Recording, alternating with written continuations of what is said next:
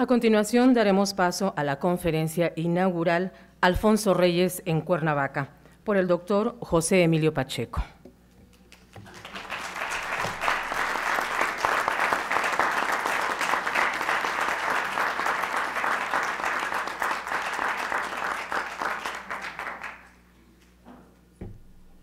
Mil gracias nuevamente. Trataré de ser lo más breve posible porque yo creo que ustedes ya quieren ir a comer justamente y me han oído demasiado este día.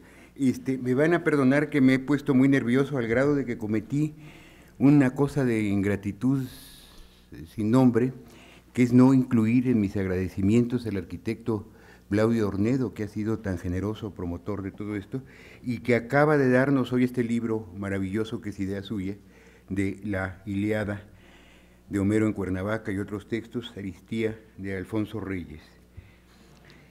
Bueno, hay otra, no sé, más nervioso me pone todavía hablar de Reyes con personas que saben todo sobre Reyes, a quien lo poco que yo sé lo he aprendido de ellos y de ellas, entonces esto ya me lleva verdaderamente al paroxismo de la timidez, a ver cómo me sale.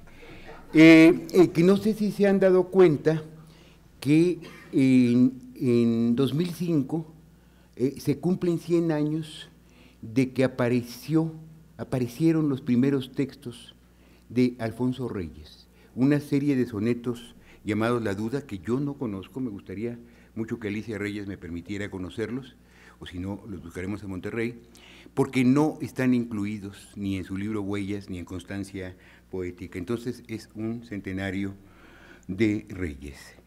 Y voy a hacer algo que es lo que aconsejan para las reuniones y conferencias de los vendedores de la Coca-Cola, que es comenzar con un chiste. No sé si es un chiste, espero que sea un chiste, a lo mejor es algo que ocurrió de verdad para romper el hielo, para romper la tensión. Un personaje del México de estos días, de cuyo nombre no quisiera pronunciar, no sé si ya se enteraron de esto, se encuentra al poeta Homero Aridgis y le dice: ay, Homero, qué gusto me da verlo y sobre todo que ya esté tan bien. ¿Por qué? Ah, porque me dijeron que usted era cieguito. Bueno, entonces el otro se queda muy asombrado. Dice: a mí, yo soy su fan, Homero, me encantan sus libros, pero el que más me gusta de todos es la Ilíada. Dice, sobre todo tiene un capítulo magistral, que es donde cuenta lo del caballito de Troya. Bueno, entonces, no sé, a lo mejor es un chiste, yo lo cuento como lo contaron. Si es una anécdota estúpida, es terrible, porque señalaría de verdad el fin, la muerte de los clásicos. Nadie los lee, quedan las películas y algunas anécdotas erróneas, porque como todos ustedes saben, el caballo jamás aparece en la Ilíada, sino está en el segundo libro de la Eneida de Virgilio. Entonces, aquí comienzo con las contradicciones. Hay una lamentación universal en México, en Estados Unidos, en Europa, por la ausencia de los clásicos y la ignorancia cada vez más generalizada. Por ejemplo, Bernard Knox, un famoso poeta y traductor de los clásicos, tiene un libro que se llama precisamente ¿Quién mató a Homero? Entonces, bueno, los clásicos existen, pero existen solo en los departamentos universitarios, solo para mínimas élites de especialistas, y pensar que fueron hasta hace poco parte indispensable de la formación general, de la formación cultural, en modo alguno solo de la formación literaria. Yo, por razones cronológicas que me abruman y que oyeron en el texto anterior, pertenecí a la última generación que tuvo clases de griego y de latín, que estudié pero no aprendí, no quiero presumir de que aprendí, pero sí, cuando menos sí lo estudié, eso sí. Ahora, excepto que uno elija la carrera de letras clásicas, el único acercamiento que tiene las lenguas clásicas son las etimologías griegas y latinas del español. Por ejemplo, este año también, junto con La Duda de Alfonso Reyes, es el centenario de ese libro tan importante de Rubén Darío, que es Cantos de Vida y Esperanza. Si uno lee Prosas Profanas o Cantos de Vida y Esperanza, ve que todavía en tiempos de Rubén Darío, hace un siglo, los nombres de la mitología griega, no solo los nombres, sino las historias de la mitología griega, eran tan familiares como son los nombres y los líos de las estrellas y los futbolistas. Podría haber habido un programa que se llamara La Oreja y Ventaneando sobre las aventuras de los dioses y de las diosas y de la Ilíada. Ahora, sin embargo, están absolutamente en todo. Por ejemplo, nos damos cuenta de que llamamos a estas personas, sobre todo estas mujeres, estrellas, exactamente como los griegos que elevaron sus dioses a los cielos, Venus, Marte, Mercurio. Hay olimpiadas, hay un culto universal por el deporte, hay un culto universal por el gimnasio, toda idea griega, y está en la poesía, en el teatro, el ensayo, el pensamiento científico, el pensamiento político, la democracia. Hablamos de utopía, hablamos de complejo de Edipo y de alguien muy bella, decimos Salma Hayek, es una Venus, ¿no? Entonces yo me pregunto si no nos estará pasando lo que le pasó célebremente a este gran poeta y crítico norteamericano Randall Harrell en la Biblioteca del Congreso, que dio una conferencia sobre la situación ínfima, irrisoria, terrible de la poesía del poeta de los Estados Unidos y había 2,000 personas aplaudiéndolo. Entonces, bueno, lo cierto es que las traducciones no han cesado en todas partes. Continuamente hay nuevas traducciones de los clásicos en español, en inglés, en francés, en italiano, seguramente en alemán, sobre todo en alemán también. Y la UNAM tiene una maravillosa biblioteca de autores griegos y latinos que constantemente se enriquece. Y allí está Rubén Bonifaz Nuño, que es el único poeta en el mundo, poeta y erudito y clásico, escolar, que ha traducido a todos los grandes poetas latinos y a muchos de los griegos. Entonces, para mí el ejemplo más inmediato y contundente es la excelente Biblioteca Básica Gredos, que durante 3 años se ha vendido semana a semana en los puestos de periódicos. Si no hubiera público para esta biblioteca, la hubieran descontinuado al 3er volumen, como ocurrió con muchas otras. Entonces, ¿qué pasa? ¿Cuál es la verdadera situación? ¿Nos quejamos en vano o existe en realidad este abandono y este olvido? Vuelvo al cieguito y a su descripción del caballo de la Ilíada, del caballito de Troya. Muchas veces he escuchado con el mayor aplomo y la mayor sinceridad: Alfonso Reyes no me interesa para nada, ese solo se ocupó de Grecia y nunca habló de México. Bueno, esto me parece una de las injusticias más radicales que se pueden cometer en el mundo y me avergüenza siempre que al hablar de este aspecto de Reyes tenga que hacerlo a la defensiva, como pidiendo perdón, pero ¿perdón por qué? Deberíamos estar agradecidos y pugnar por que hubiera muchas personas que nos acercaran a tantas otras culturas como lo hizo Reyes. Qué maravilla que tuviéramos a alguien que se ocupara así de la literatura alemana o de la literatura rusa, en fin, de tantas cosas, de la ciencia nuclear, ¿no? Ahora, Reyes está esto sí, es una gran desventaja para esta época. Tiene 25 volúmenes de obras completas a los que constantemente se suman más libros. ¿En dónde?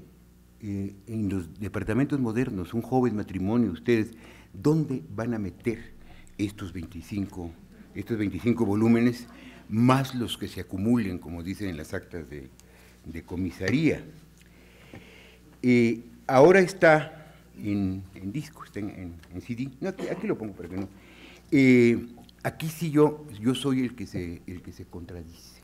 Yo siempre dije, también convencido y con gran aplomo, que las obras completas eran un gran error y que se debía a nuestra tradición católica. Es decir, que la idea de las obras completas es la misma idea de las reliquias del santo. Y yo pensaba en mi abuelita, que veneraba a un hilacho de San Sebastián de la túnica de San Sebastián de Aparicio. Entonces, es como si ahora voy a publicar una cartita que dejó el maestro Fernangrana a la señora que le lavaba la ropa, ¿no? Es un inédito de Fernangrana, ¿no? Entonces dije, debe estar esto en disco, así, hacer una selección, hacer lo que hay en Estados Unidos, la Biblioteca de América, hacer la Biblioteca de México, que uno tuviera a un autor en un solo tomo, y hacer lo demás en disco. Bueno, me contradigo, como tantas veces he tenido que contradecirme. Yo soy un fanático, tan ignorante como el griego y el latín, pero tan fanático como eso de la computación, pero soy absolutamente incapaz de leer un libro en pantalla. El libro que uno no se puede llevar a la cama no es un libro, eso no se puede leer. Entonces pongo este ejemplo del compact, del CD, en comparación con una colección maravillosa de música clásica que me legó mi padre, pero claro, son long plays, están en vinilo. No solo dónde los guardo, dónde los meto, sino dónde los escucho. Ya no hay tocadiscos. Entonces, pero esto no es responsabilidad del disco ni de la música, sino de nosotros. Ahora, vemos que también en este momento, en 2005, bueno, ya desde hace mucho tiempo, pero sobre todo ahora, se establece una lucha del autor compact contra el autor long play, en la que en la era del videoclip, tiene todas las de ganar el CD. ¿Por qué? Porque sentimos una culpabilidad inmensa por lo que no hemos leído. Esto que recordábamos ahora, no se pueden leer más de 1000 o 1500 libros en la vida. Yo creo que es mucho más importante leer bien que leer mucho. Que el gran éxito de autores como Borges y Arriola no es que parecían muy eruditos, no es la cantidad de lo que leyeron, sino lo bien que leyeron a esos pocos autores.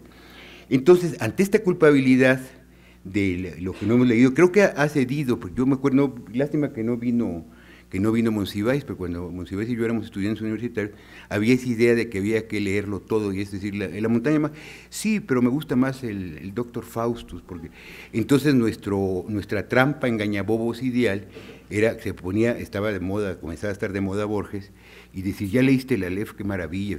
No, mira, es muy bueno, claro, pero lo mejor de Borges es la novela, Los naipes del Tauro.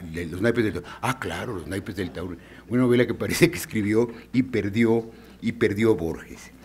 Bueno, entonces, ante esta culpabilidad por lo que no hemos leído, es mejor despreciarlos que sentirnos en falta. El caso de Neruda. Neruda es el grandísimo poeta de la lengua española en el siglo XX, no hay ningún otro poeta que lo iguale en cualquiera de sus vertientes. Pero ¿qué pasa? ¿Que dónde metemos los 60